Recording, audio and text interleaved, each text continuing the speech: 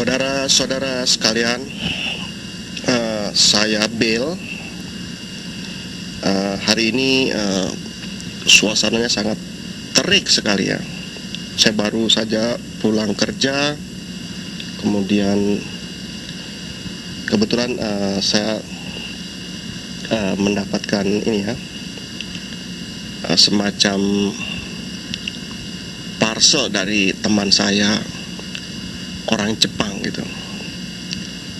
Mereka memberi saya timun kuning, atau seperti mungkin timun emas lah, timun emas ya. Kemudian saya bikin, kalau bahasa Jawanya itu trucuh ya. Bikin trucuh itu maksudnya timun emas itu saya kerok-kerok gitu ya. Saya kerok-kerok kecil-kecil, potong kecil-kecil, kemudian dicampur dengan es batu. Saya kasih sirup ABC, sirup yang dari buah kelapa itu. Nah, itu sirupnya, sirup itu. Nah, itu karena capek kerja, kemudian minum sirup itu ya, truco itu enak sekali, segar sekali. Jadi semacam kayak es teler lah kalau bahasa Indonesianya, atau es campur. So kemudian setelah itu saya makan siang yang nggak telat. Kemudian saya ada terinspirasi ya, saudara-saudara. Saya terinspirasi ya ketika saya membaca berita akhir-akhir ini. Saya membaca bahwa di Indonesia ini saya melihat banyak sekali perubahan 5 tahun terakhir ini. Ya, mudah-mudahan ini berkat saya selama ini berpidato ya, melakukan talkshow, kemudian didengar oleh founding father Indonesia ya, tokoh-tokoh Indonesia. Kemudian mereka merenungkannya, akhirnya mengambil kesimpulan apa yang saya sampaikan itu memang benar gitu ya. Contohnya akhir-akhir ini ya, seperti Bapak Presiden SBY, beliau sangat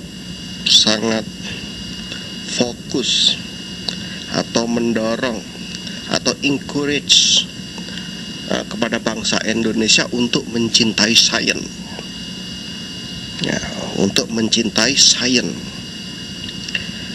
untuk belajar tentang teknologi, ilmu pengetahuan.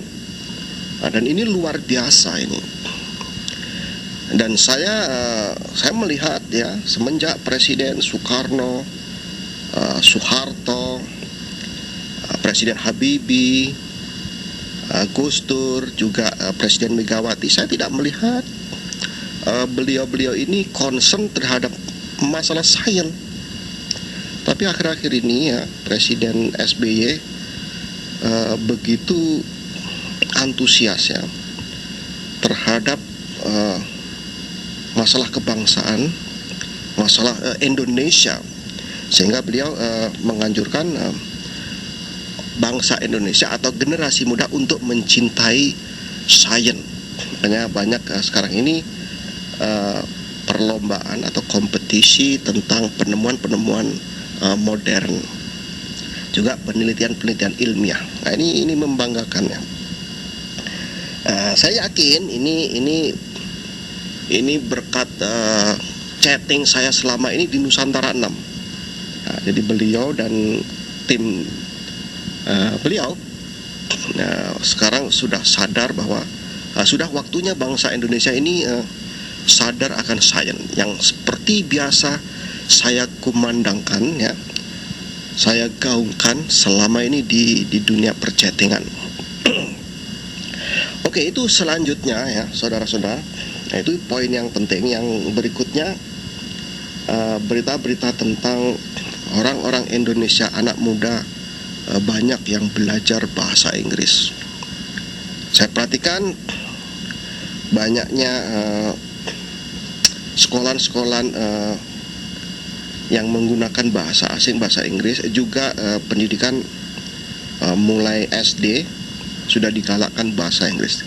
Ini sangat membanggakan atau menggembirakan. Ini ada berita bagus untuk Indonesia, untuk masa depan bangsa Indonesia.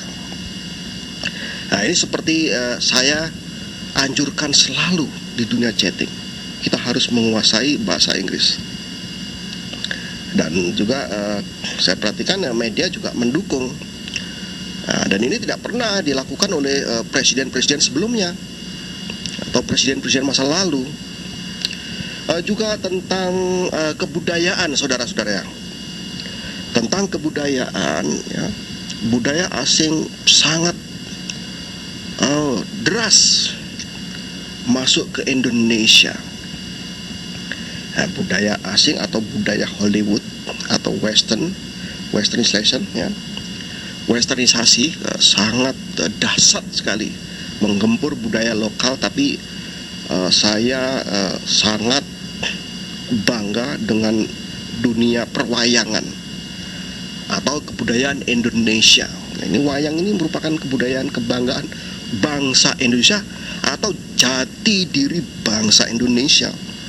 Karena wayang itu ada di Bali, juga ada di Sunda, dan yang terbesar jelas di Jawa, ya, atau mungkin di Kalimantan dan lain sebagainya. Dan wayang ini adalah milik kita, gitu. Wayang ini juga sudah diakui oleh dunia internasional, yaitu PBB, UN, bahwa wayang adalah merupakan warisan luhur dan agung milik manusia.